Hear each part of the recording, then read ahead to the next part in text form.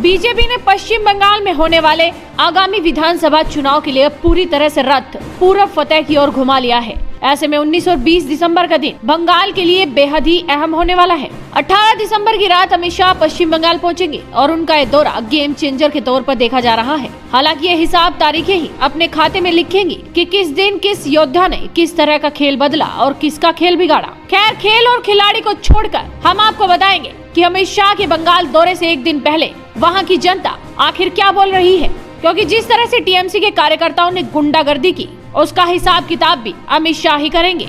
दरअसल अमित शाह 18 दिसंबर की रात कोलकाता पहुंच जाएंगे। इसके बाद उनका 2 दिनों का व्यस्त कार्यक्रम रहेगा, जिसमें वो अध्यात्म, भक्ति, राजनीति और कूटनीति को बराबर समय देंगे। केंद्रीय गृह मंत्री अमित शाह के पश्चिम बंगाल दौरे को लेकर सुरक्षा एजेंसियों ने भी इंतजाम कर लिए हैं। बीजेपी अध्यक्ष जेपी नड्डा के काफिले पर हमले के बाद अमित शाह की सुरक्षा को और ज्यादा मजबूत किया गया है। क्लोज प्रोटेक्शन टीम और आउटर प्रोटेक्शन टीम में तैनात जवानों की तादाद में बढ़ोतरी होगी। केंद्रीय गृह मंत्री अमित शाह की सुरक्षा में केंद्रीय सुरक्षा बल और स्टेट आर्म पुलिस के जवान मौजूद रहेंगे। रोड शो और जनसभा के दौरान सड़क पर मौजूद लोगों की महत्वपूर्ण जगहों पर स्क्रीनिंग की जाएगी। भीड़ के बीच बड़ी तादाद में सादी वर्दी में सुरक्षा एजेंसियों के जवानों की तैनाती भी रहेगी। अमित शाह का दौरा कई अन्य मायनों में भी अहम है। दरअसल इस नाजुक हालत में जहां टीएमसी पांव जमाए रखने के लिए हर जोर लगा रही है, तो वहीं उसका किला कहीं कहीं दरक भी रहा है। करीब महीने भर पहले अमित शाह ने कोलकाता में बंगाल विधानसभा की 294 में से 200 सीटें जीतने के लक्ष्य के साथ ही बीजेपी के चुनावी अभियान को हरी झंडी दिखाई थी। और अब तो ये भी सामने आ रहा है कि अमित शाह के इस दौरे के दौरान टीएमसी के बागी नेता शुवेंदु अधिकारी बीजेपी में शामिल होंगे।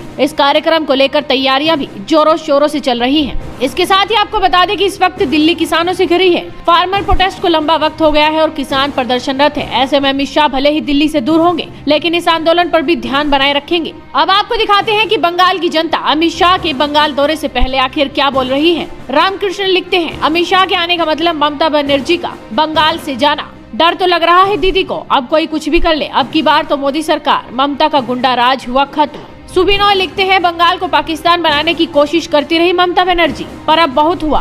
बंगाल का गरीब और आम आदमी बीजेपी के साथ है। जब केंद्र में मोदी सरकार है तो यहाँ भी वही होनी चाहिए। सुजाता बनर्जी लिखती है, शेर आ रहा है, वक्त कम है ममता, अपना सामान बांध और निकल ले, वरना अब की बार कहीं छुपने की जगह भी नहीं मिलेगी। और अमित शाह पर हमला कराने की सोचना भी मत। यानी कि बंगाल की जनता भी जानती है कि अब ममता बनर्जी का वक्त खत्म हो चुका है और अब बारी है उन्हें बाहर का रास्ता दिखाने की। देखना होगा कि अमित शाह के इस दौरे से बंगाल की जनता पर और कैसा प्रभाव पड़ेगा। इस वीडियो को शेयर कीजिए, साथ ही आप अपने चैनल हेडलाइंस इंडिया को सब्सक्राइब कीजिए।